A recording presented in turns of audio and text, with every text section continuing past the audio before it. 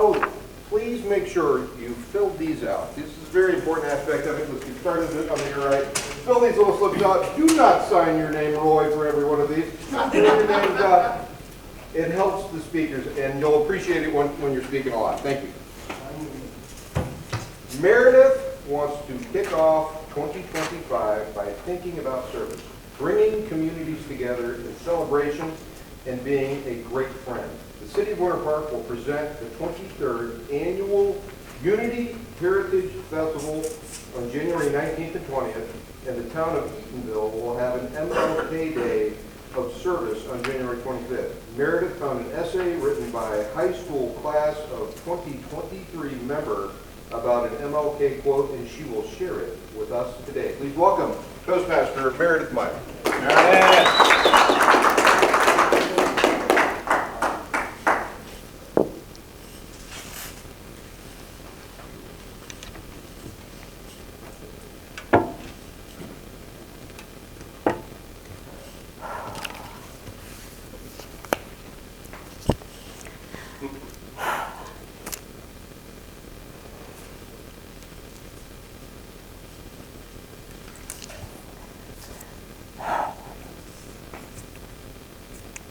Thank you for your patience.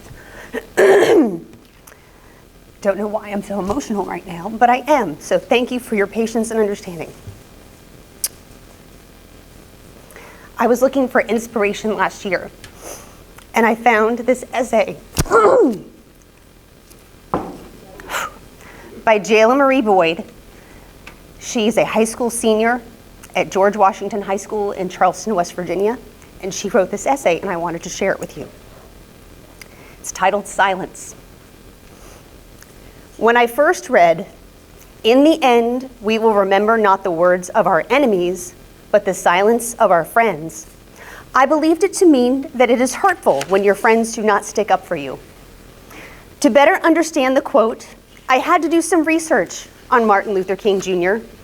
This quote was said at a speech in 1965 when Dr. King was discussing how many Americans did not stand up against the discrimination of Black people and civil rights. This research helped me realize that this quote could be interpreted to mean something much deeper and on an emotional level. I now feel the quote, "In the end, we will remember not the words of our enemies, but the silence of our friends," means that comments from your enemies may hurt. However, the hurt from friends not standing by and supporting you is forever remembered. The hateful things your enemies may say about you may hurt at the time, but you will eventually forget the person along with what they said.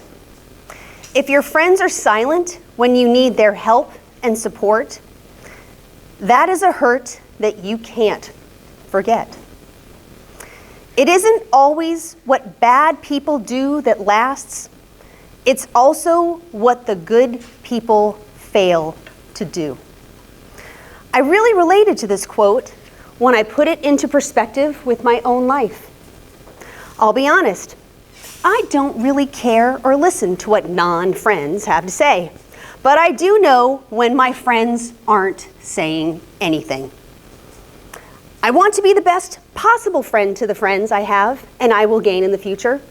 That means that I should support my friends even when situations get tough, even if that means it's not popular. True friends shouldn't care about their image or going along with collective opinion of others. True friends stay by your side during both good and bad times. This quote also inspired me to think about friendship and silence a little differently. I also feel that telling people what they want to hear instead of what they need to hear is a way of being silent. Sometimes being open and honest may not always be really good in all situations because the truth can hurt. However, just as you should stick up and speak out for your friends, you should also have confidence to let your friends know when you think they are wrong. A good friend should never encourage you to be silent or look for false praise. I feel this quote had a powerful impact on history. Dr. Martin Luther King Jr. was correct to say this quote in a speech in 1965 discussing civil rights. This was a time when change needed to be made. This was not a time for silence. It was a time to come together, speak out, and make that change for equality. I agree with this quote. In the end, we will remember not the words of our enemies, but the silence of our friends. It revealed to me that I would never want my friends to feel wounded or betrayed by my failure to speak up to help them against enemies who ultimately do not really matter. I hope that the thoughts in my mind and my heart will always reach my lips in the support of the endeavors of my friends. This resonated with me in a way that might surprise you all.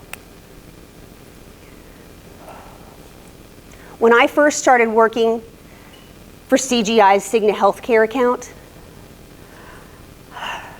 I met so many people whose names I'd never heard before. And I was learning about a new culture, and I was loving every minute of it. One day, I went in to meet someone new, and he said, "You can call me DG." I said, "DG, what's your name? I want to call you by your name." He's like, No, just call me DG. I said, "Please, I want to call you by your name. What would your mom, your dad, a caregiver, your best friend, what do they call you? What do you go by?" He looked me in the face and said, "No one that I have ever worked with in this country has ever asked me how to say my name right."